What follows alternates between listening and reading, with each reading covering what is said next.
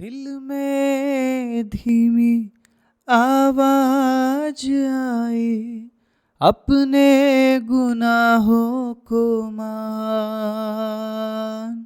जान लिया मैंने आवाज उसकी, जिसका किया अपमान।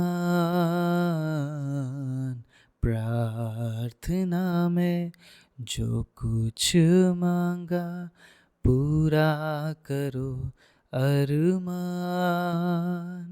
सारी खताएं मानता हूँ, तेरा करूँ अब ध्यान। प्रार्थना में जो कुछ मांगा, पूरा करो अरमान। आप सभी को जय मसीह की। प्रभु यीशु मसीह के नाम से मैं आप सभी का स्वागत करता हूँ आज के वचन के लिए। जिस प्रकार ये गीत हमें बताती है हमें कैसे प्रार्थना करना है, हमें किस प्रकार प्रभु की हजूरी में जाना है। मैं चाहता हूँ आप जब भी प्रार्थना करें, आपके प्रार्थना का जवाब आपको मिले। आज जिस बारे में मैं बात करने जा रहा हूँ बहुत ही सेंसिटिव और इम्पोर्टेंट है, बहुत ही ज्यादा महत्वपूर्ण है। अगर आप प्रार्थना करते हैं, आपको ये बात बहुत ही मदद करेगी और प्रार्थना करने के लिए।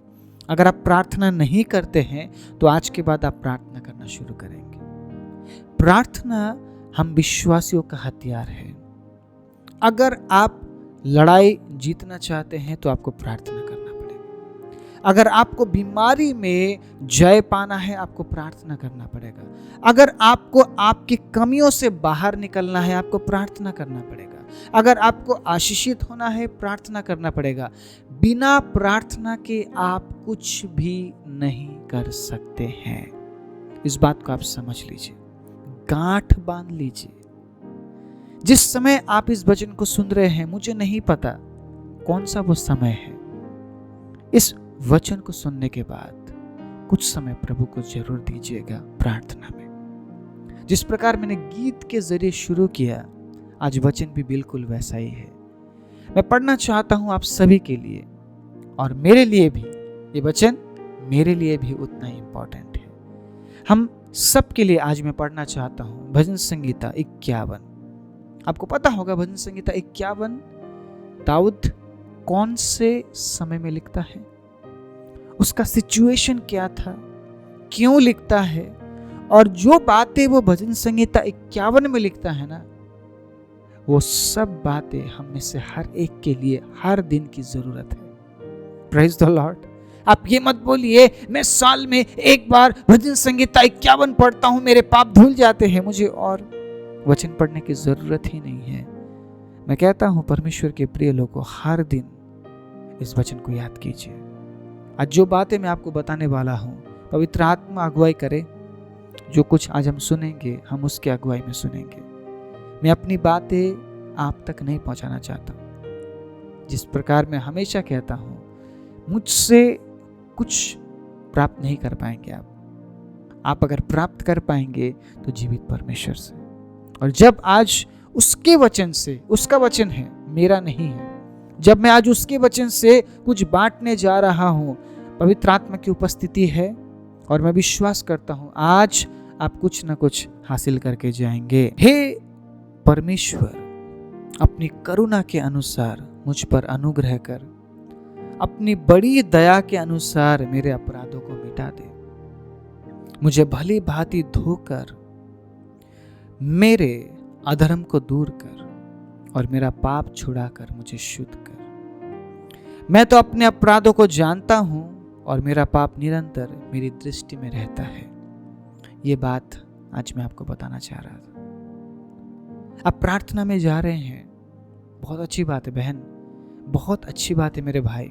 आप प्रार्थना करते हैं, मैं आपको अप्रिशिएट करता हूं, आप बहुत अच्छा काम कर रहे हैं।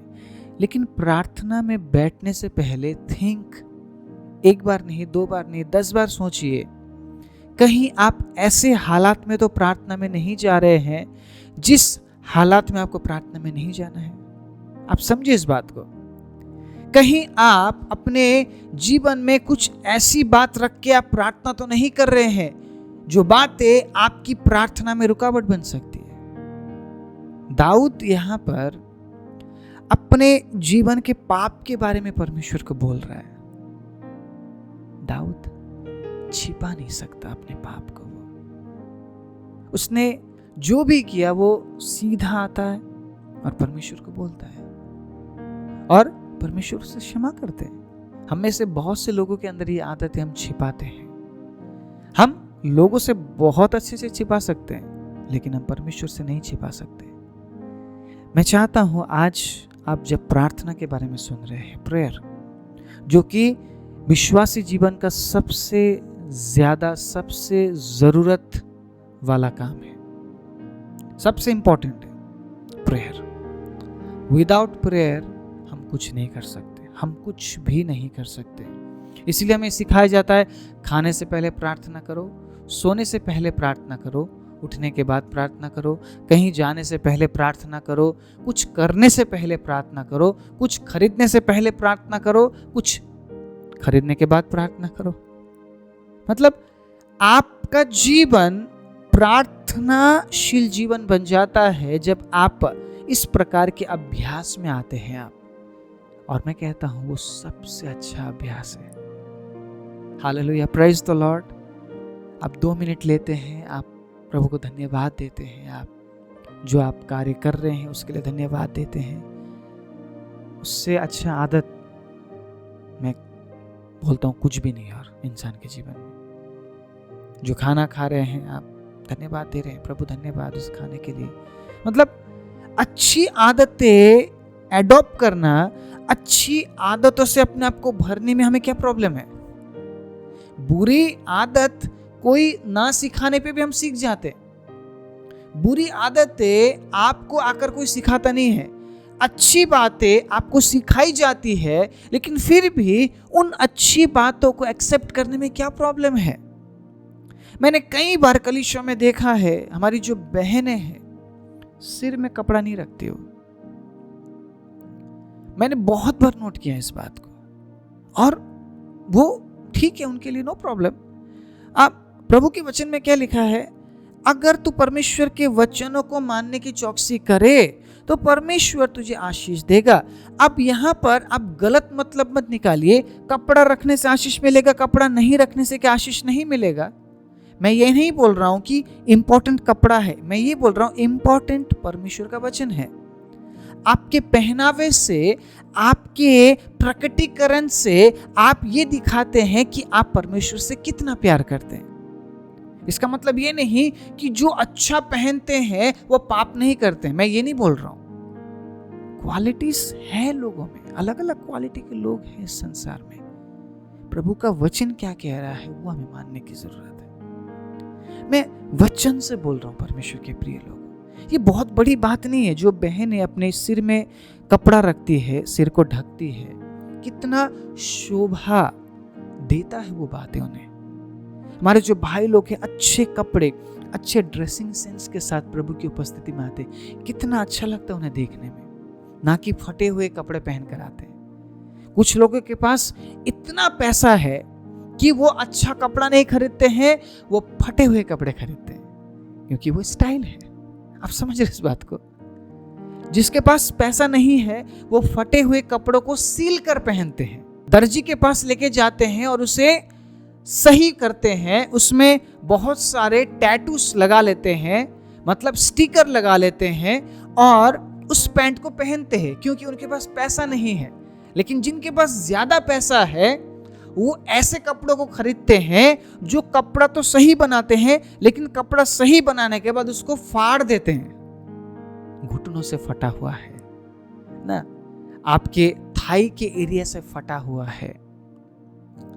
आप कपड़ा इसलिए पहनते हैं भाइयों और बहनों, ताकि आप शरीर को ढक सके, ना कि दिखा सके। बात बहुत छोटी सी है, कपड़ा पहनने वाली बात ही तो है। प्रार्थना के बीच में मैं कपड़ों की बात लेकर आ रहा हूं, आप सोच रहे होंगे, लेकिन इंपॉर्टेंट बात है, आप समझिए इस बात को। आप जब परमेश्वर की उपस्थिति में आते हैं, अपने आप को हमें सही करने की जरूरत है, फिर उसकी उपस्थिति में आने की जरूरत है। कपड़ा देखकर प्रभु आशीष देता है क्या? अगर ये बोलेंगे आप, तो पुराने नियम में परमेश्वर के वचन में लिखा है, जो कपड़ा लड़कों के लिए बना है वो ही लड़के पहने, और जो कपड़ा लड़कियों के लिए बना है वो लड़कियां पहने। मेल फीमेल्स आपस में कपड़ों का अदला बदली ना करे, ये प्रभु के वचन में लिखा है। और परमेश्वर हमें बुद्धिमान बनाता है। आप समझिए इस बात को। जहां पर आप 4000 के पैंट खरीद रहे फटे हुए, वहां पे आप 2000 का पैंट खरीद सकते हैं, अच्छा भला पैंट, और वो 2000 आप किसी सेवा करने वाले को आप दे सकते हैं। क्या ये बात आपको बुरी लग रही है? आप आपके कपड़ों की वजह से स्वर्ग में नहीं जाने वाले, आप आपकी स्टाइल की वजह से स्वर्ग में नहीं जाने वाले हैं। तो आप ये भी बोल सकते हैं, तो हमें स्टाइल करने दीजिए। परमेश्वर हमें मूर्ख नहीं बनाते, परमेश्वर हमें बुद्धिमान बनाते। और जो व्यक्ति प्रार्थना करता है ना, वो समझता है इस बात को। अगर आप प्रार्थना करने वाले व्यक्ति है, प्रभु आपसे निश्चय बात करेगा। और परमेश्वर कभी आपको इजाजत नहीं देगा 4000 उन फटे हुए कपड़ों में इन्वेस्ट करने के लिए। उससे अच्छा परमेश्वर आपको क्या आइडिया देगा कि बेटा या बेटी, तो 2000 का कपड़ा पहन और 2000 किसी को मदद कर, ताकि उस 2000 से किसी के घर में एक वक्त का खाना आ सके। परमेश्वर के दास, मैं जानता हूं किस प्रकार वो सेवा करते हैं। मैं जानता हूं वो हर महीने कैसे गुजारते हैं। इस चैनल को मैंने शुरू किया है ऐसे ही प्रभु के दासों को मदद करने के लिए। मैंने अपना दर्शन आप लोगों के साथ बांटा था, मैंने अपना दर्शन शेयर किया था। बहुत कम लोग आगे आए उस दर्शन के लिए, बहुत कम लोगों ने दिया है। मैं उन्हें अप्रिशिएट करता हूँ, मैं उन्हें धन्यवाद देता हूँ। लेकिन जो 10,000 का हमारा यूट्यूब फैमिली है, अगर ये 10,000 लोग एक साथ आगे आते हैं, परमेश्वर के प्रिय लोगों, आप परमेश्वर के दास को इस स्टूडियो में देखेंगे। आप, मैं एक एक करके प्रभु के दासों को इस स्टूडियो में लेकर आने वाला हूँ। ये मेरी प्रार्थना है, ये मेरी प्रार्थना है। आज मैं इस बात का खुलासा कर रहा हूँ, मेरी प्रार्थना है, और मैं इस विषय के लिए प्रार्थना कर रहा हूँ। मैंने परमेश्वर के दासों के जीवन को देखा है, वो किस कठिनाई से होकर गुजरते हैं और वो प्रभु की सेवा करते हैं, सुसमाचार पहुंचाते हैं। हमारी जिम्मेदारी है प्रभु के दासों के लिए कुछ करने के लिए, और मैंने उस जिम्मेदारी को अपने कांध में लिया है। मैं जानता हूं प्रभु एक दिन हमें इस योग्य बनाएगा कि हम उस प्रकार लोगों तक मदद पहुंचा सके। अगर आप चाहते हैं आप इस सेवकाई का हिस्सा बने, अपने आप को तैयार कीजिए और विश्वास कीजिए प्रभु के वचनों पर। जो मैं बोल रहा हूँ उन बातों पर विश्वास कीजिए। अगर आपको ऐसा लगता है कि मैं झूठ बोल रहा हूँ, या मैं आने वाले दिनों में बहुत पैसा कमाकर मैं एक ऐसा एंजॉय वाला लाइफ जीने वाला हूँ, 10 साल बाद भी आप इस चैनल में आएंगे ना, मैं आपको ऐसा ही दिखूंगा। ये मैं प्रभु की उपस्थिति में बोल रहा हूँ। अगर मुझे वाकई में ऐसा ही लाइफ जीना होता, मैं सेवा नहीं कर रहा होता, मैं कुछ और करता। मैं सेवा इसलिए नहीं करता हूँ कि मुझे मिलता है, मैं सेवा करता हूँ इसलिए प्रभु मुझे देता है। इस तरीके से हम प्रभु के राज्य के लिए काम करते हैं।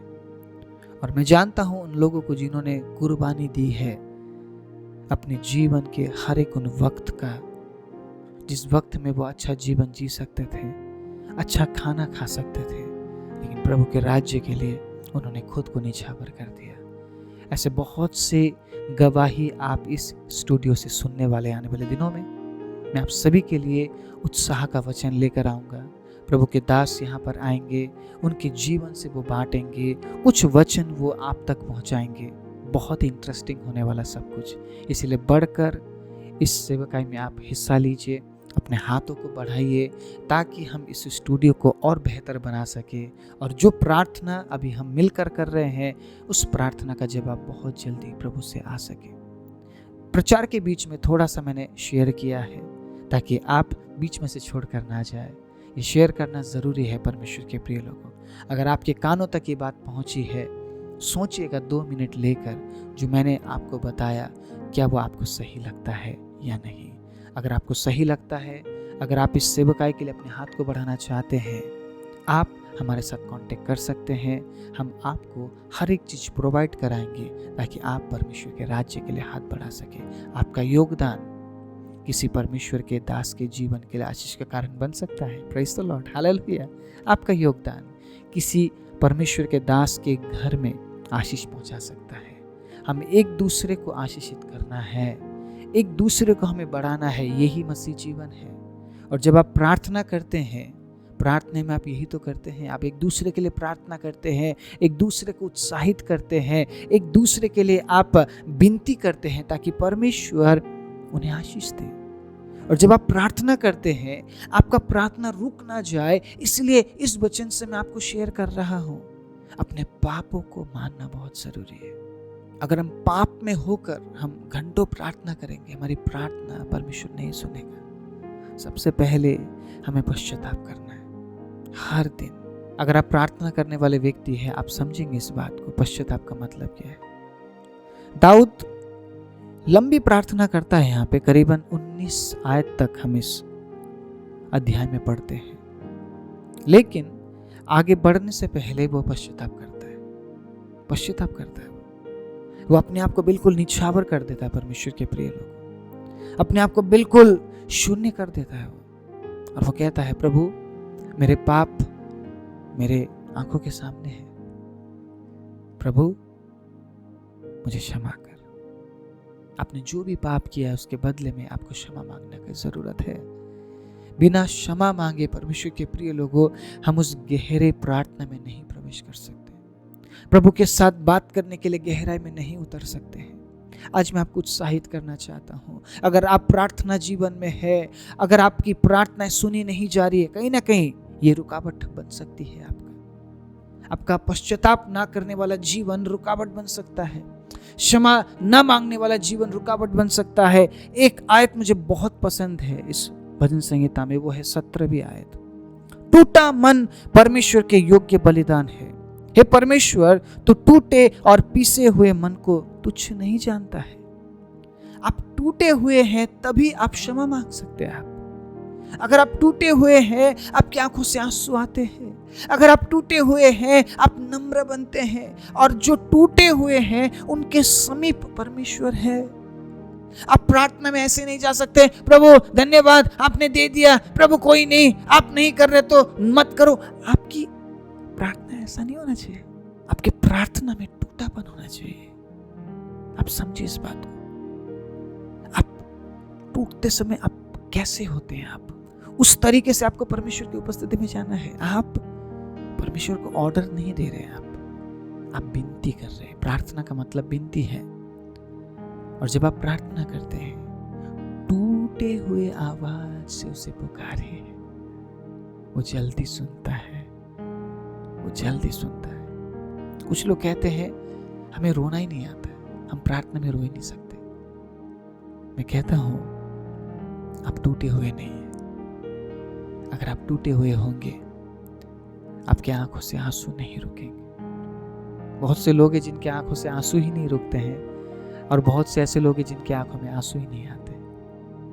दाऊद कई बार कहता है, प्रभु तू मेरे आंसू को कुप्पी में रखता है, क्योंकि वो परमेश्वर की उपस्थिति में रोने वाला व्यक्ति था। वो जानता है हमारे आंसू कितने कीमती है प्रभु के लिए। जब आप उसकी उपस्थिति में टूटे हुए अवस्था में जाते हैं, परमेश्वर के प्रिय लोगों, वो आपको गले लगाता है, वो आपका आदर करता है, वो आपके नजदीक आता है। आपकी प्रार्थना व्यर्थ नहीं जाएगी कभी भी। कोई भी प्रार्थना व्यर्थ नहीं जाएगी। भले ही परमेश्वर समय लगाए, उस प्रार्थना का जवाब देने के लिए व्यर्थ नहीं जाएगा। मैं विश्वास के साथ कह रहा हूं। अगर आप प्रार्थना कर रहे हैं, प्रार्थना करते रहिए, क्योंकि परमेश्वर चाहता है कि आप प्रार्थना करें। लेकिन अगर आप ये सोच रहे हैं, अगर आपको ऐसा लग रहा है आपकी प्रार्थना रुक रही, इसका मतलब कहीं ना कहीं ये बातें हमारे जीवन में है। हमारे पापों के लिए हम क्षमा नहीं मांग रहे हैं, पश्चाताप नहीं कर रहे हैं, और टूटे हुए अवस्था में प्रभु की उपस्थिति में नहीं जा रहे हैं। अगर आप इन बातों का ध्यान रखें और प्रभु की उपस्थिति में वैसे जाए जैसा वो चाहता है, परमेश्वर के अजीजों, मैं विश्वास के साथ कहता हूँ, हर एक प्रार्थना का जवाब आएगा, हर एक प्रार्थना का जवाब आएगा। जब जब मैंने टूटे हुए अवस्था में उसे पुकारा है, मैंने जवाब पाया है। जो मैंने अनुभव किया वो मैं बोल रहा हूँ। मुझे नहीं पता कितनों ने अनुभव किया है, मुझे नहीं पता, लेकिन जब जब मैंने टूटे हुए अवस्था में मेरे प्रभु को पुकारा है, मैंने उसे अपने नजदीक पाया है। अगर आप भी अपने आप को टूटे हुए अवस्था में प्रभु की उपस्थिति में लेकर जाते हैं, ये कहते हुए कि प्रभु मैं कुछ नहीं हूं, मुझ पापी को क्षमा कीजिए पिता, आप सच्चाई में जाएंगे उसकी उपस्थिति में, और वो आपको क्यों ग्रहण नहीं करेगा। अगर आप प्रार्थना नहीं करते हैं, प्रार्थना करना शुरू कीजिए। अगर आप प्रार्थना करते हैं, इन तरीकों से प्रार्थना करना शुरू कीजिए। भजन संहिता 51 को और अच्छे से पढ़िए, और जो बातें आज मैंने आपको बताई उन बातों को ध्यान रखिए, और आप महसूस करेंगे यीशु को अपने करीब। हालेलुया। परमेश्वर को अपने करीब महसूस करेंगे आप, उसकी उपस्थिति को आप महसूस करेंगे जैसा मैं महसूस करता हूँ। परमेश्वर चाहता है कि अब हम अपने प्रार्थना के तरीके को बदलें और इस प्रकार से हम प्रार्थना करें ताकि हम उसे नजदीक पाए और हमारे जीवन से परमेश्वर की महिमा हो सके। आइए हम अपने आंखों को बंद करें। सर्वशक्तिमान जीवित दयालु परमेश्वर, प्रभु जिस प्रकार आज हमने प्रार्थना के बारे में सुना, प्रभु आप जैसा हृदय, जैसा इंसान चाहते हैं प्रभु, वो दाऊद था, और आप चाहते हैं कि आज उसी प्रकार हम भी अपने आप को प्रभु वैसा बनाए जैसा दाऊद बनाता था प्रभु, और अपने पापों की क्षमा मांगते हुए पश्चातापी जीवन के साथ, टूटे हुए मन के साथ जब हम आपकी उपस्थिति में आते हैं प्रभु, हमारी प्रार्थनाएं व्यर्थ नहीं जाने वाली है, हमारी प्रार्थनाएं व्यर्थ नहीं जाने वाली है। परमेश्वर प्रभु आप सहायता कीजिए।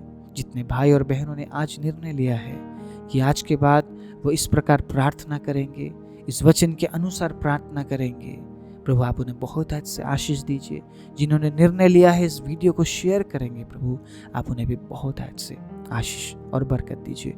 आने वाले दिनों में प्रभु अद्भुत कामों को प्रभु हम हमारे जीवन में देखने वाले हैं, उसके लिए प्रभु आप हमें तैयार कीजिए। सारी महिमा, आदर, इज्जत और जलाल प्रशंसा आपको देते हुए प्रार्थना प्रभु यीशु के नाम से मांगते हैं, आमीन।